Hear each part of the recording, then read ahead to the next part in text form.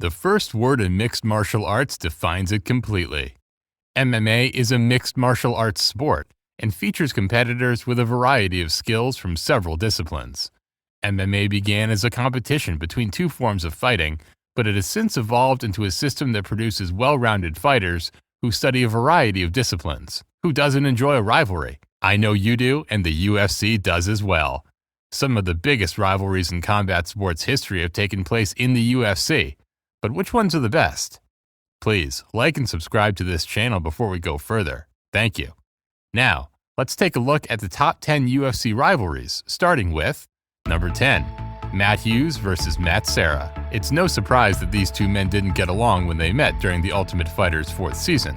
In many ways, they were like a textbook teaching tool for children to learn the word opposites. One is an Illinois country boy, while the other hails from New York. One is a wrestler, while the other is a jiu-jitsu practitioner.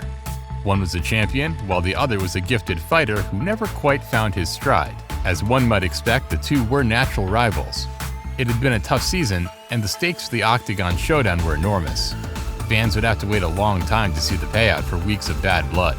The match was postponed for more than a year due to Matt Serra's back injury, but in the end, that merely demonstrated the feud's potency. It stirred something in the minds of supporters. Even when they finally met in the middle, everybody expected a brawl. That's unique. Number 9. Ken Shamrock vs. Don Frye. Ken Shamrock vs. Don Frye was the biggest match Pride had for American fans as it tried to dominate the American market. Both men were former pro wrestlers and were UFC standouts in the sport's early years.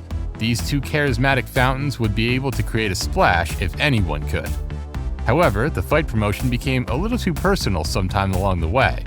Frye shifted the focus to Shamrock's family, enraging a man who was previously regarded as the most dangerous person on the planet. The press conference in Los Angeles turned into a spectacle. Water and bodies flew, but the fight somehow surpassed the build. Frye won a split decision after surviving Shamrock's famous leg locks in a hard-fought fight. It was an incredible show of tenacity, but it came at a cost to Frye's long-term health. Number 8. Ronda Rousey vs. Miesha Tate. The feud began as a marketing tool, as do most MMA feuds. However, the rivalry between the two ladies grew stronger over time. Given Rousey's current popularity as MMA's it girl, it's hard to imagine their animosity began over the notion that Rousey hadn't earned a crack at the top of the women's bantamweight ladder. After dropping from 145 pounds, the former judo bronze medalist was deemed too inexperienced and untested to challenge Tate for the title. Her star potential was clear even back then, and she disproved the skeptics in the ring, destroying Miesha Tate both verbally and physically on her path to Strikeforce Gold. Tate, unwilling to give in, let her arm be severed rather than give in right away. In the most exciting women's MMA fight to date, the two met again at UFC 168. When the two became rival coaches on The Ultimate Fighter, Tate influenced perceptions dramatically. Rousey emerged as the villain after all was said and done. Tate was the hero, coming out as a rational, intelligent, and assured woman. When the two entered the cage, it didn't matter. Rousey was the better fighter once again, and in sports, that's all that makes the difference. Number 7. Jon Jones vs. Rashad Evans.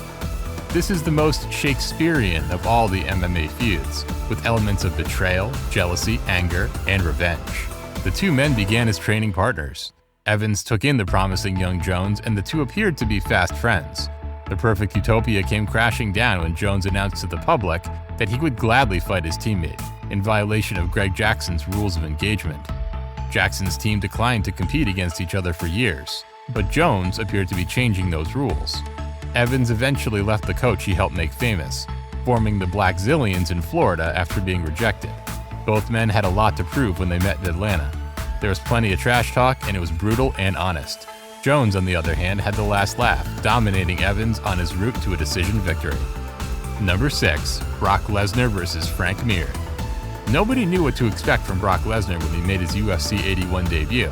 He had a brilliant amateur pedigree to be sure, but that academic triumph had been nearly a decade in the past.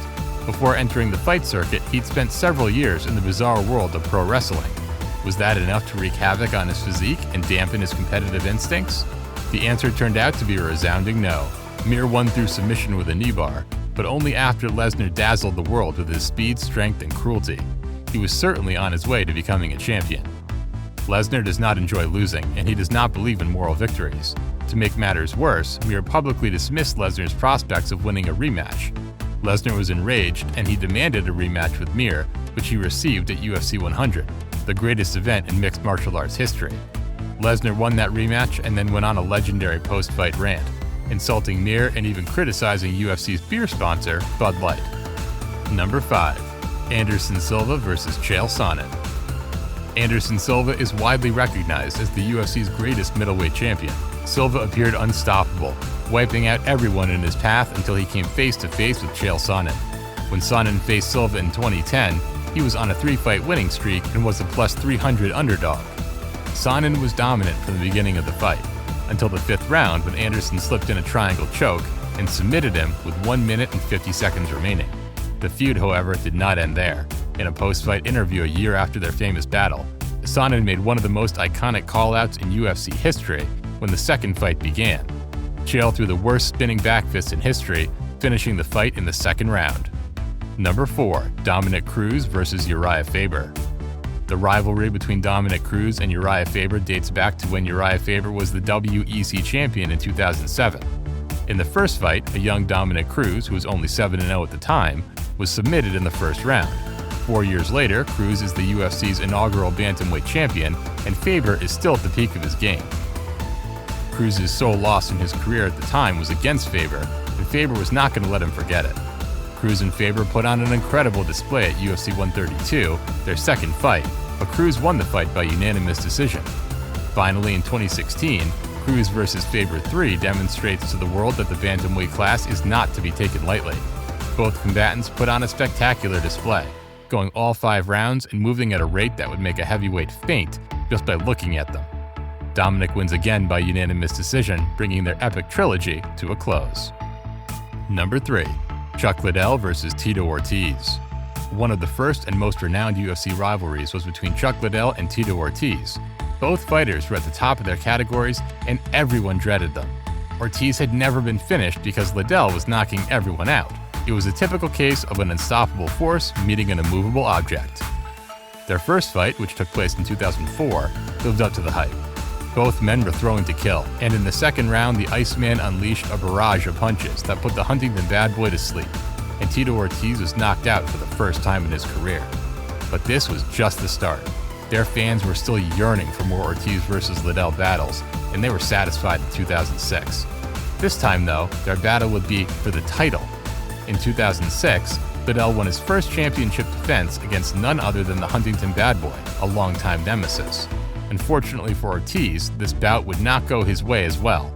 Chuck finishes Ortiz in the third round with a barrage of punches. Finally, in 2018, they squared off in a spin-off battle staged by Golden Boy Promotions rather than the UFC, bringing their feud to a close.